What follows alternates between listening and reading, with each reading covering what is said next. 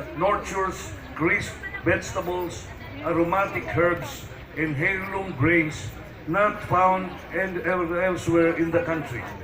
These are gifts not only of the land, but of the farmers of the Cordilleras, who are among the most generous, talented, and hardworking people we know. The work they do is nothing short of heroic. Rain or shine, in rugged terrains and against unpredictable climate, they toil with care, dedication, and wisdom passed down from their ancestors.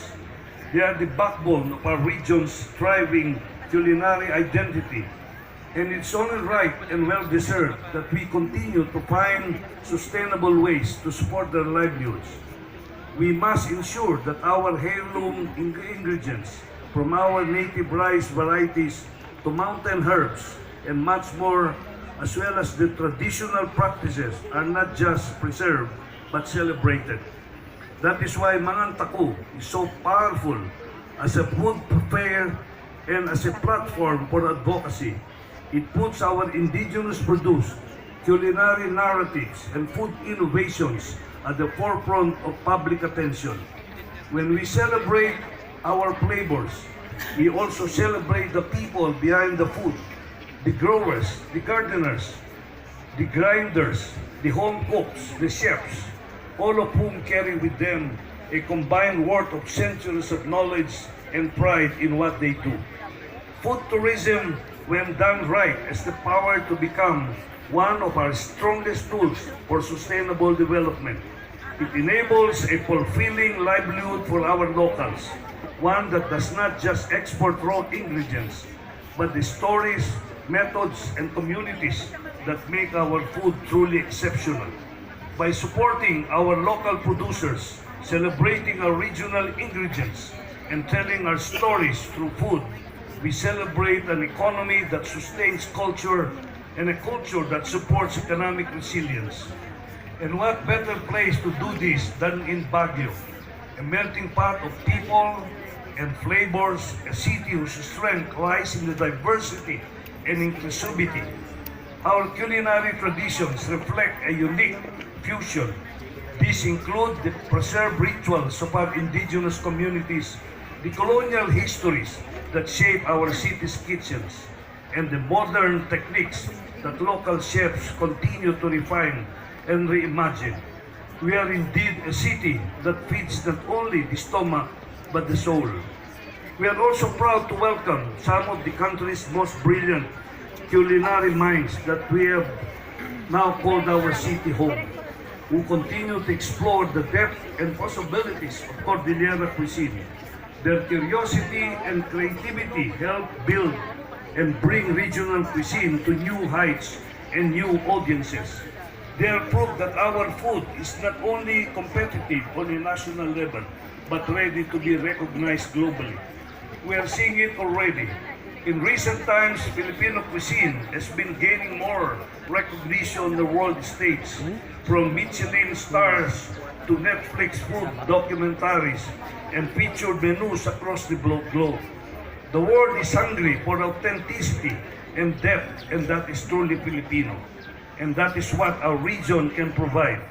But this global attention must also come with responsibility to remain true to our roots, to honor the people who have kept our culinary identity alive, and to ensure that the benefits of this attention to reach the people who grow and create the food in the first place. To our farmers and foragers in the uplands, to our fisher folk, our kitchen workers, our cooks and chefs, you are the true champions of Mangantaku. Let's today event be a tribute to your contributions and your perseverance and your role in shaping not just our food but our future. Allow me to acknowledge the crucial role that events like Mangantaku play in our city's broader goals.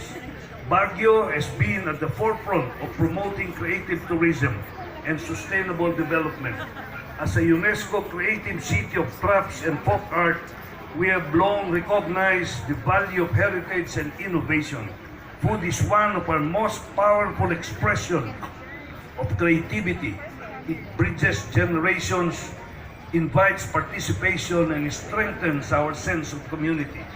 In this same spirit, let us also use this event, as a springboard to ask the difficult questions. How do we protect our traditional practices from being lost to time? How do we empower our farmers not only to survive, but to prosper? How can our schools, local governments, and private enterprises can work together to create food systems that are both inclusive and resilient? And these are questions that deserve real answers. And I know that the answers will come from not from one individual or institution alone. They will come from all of us. When we come together like we are today, to listen, to learn, to share, and to celebrate, to the organizers and partners, every artisan, grower, cook, vendor who made this 6 Mangan Taku Cordillera Food Fair a success, my sincerest congratulations. Your commitment to excellence and your love for shared heritage are one that makes this event so special.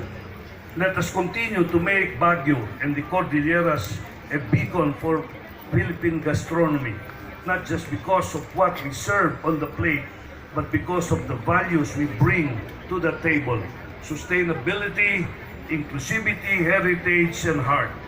Together, let us build a future where our food is not only enjoyed but understood, where the hands that prepare it are respected, the hand or the land that grows it is protected, and traditions that preserve it are celebrated. Mangan Taku, let us eat, but more importantly, let us savor who we are as a people. Thank you and good afternoon. And thank you very much, Congressman Mark Go of Baguio City, for that wonderful message. Ladies and gentlemen, aside from the messages that we have here for today, we also have a cooking demonstration by our celebrity chef, Sherwin T, in a short while. All right? But before anything else, we'd like to thank as well for the presence of the DILG CAR Regional Director, Araceli San Jose. Thank you, Madam. BRC CAR Regional Director, Juanita L. Dumoken. From Kiangan Tourism, Almiki Hagada. From Benguet Tourism, Ms. Heather Janet G. Dizon. And from DOT Region 1, Division Chief Gay Nora Marie Gapas. Thank you very much for joining us this afternoon. At this moment, we have a special guest from the National Commission on Indigenous Peoples, or NCIP.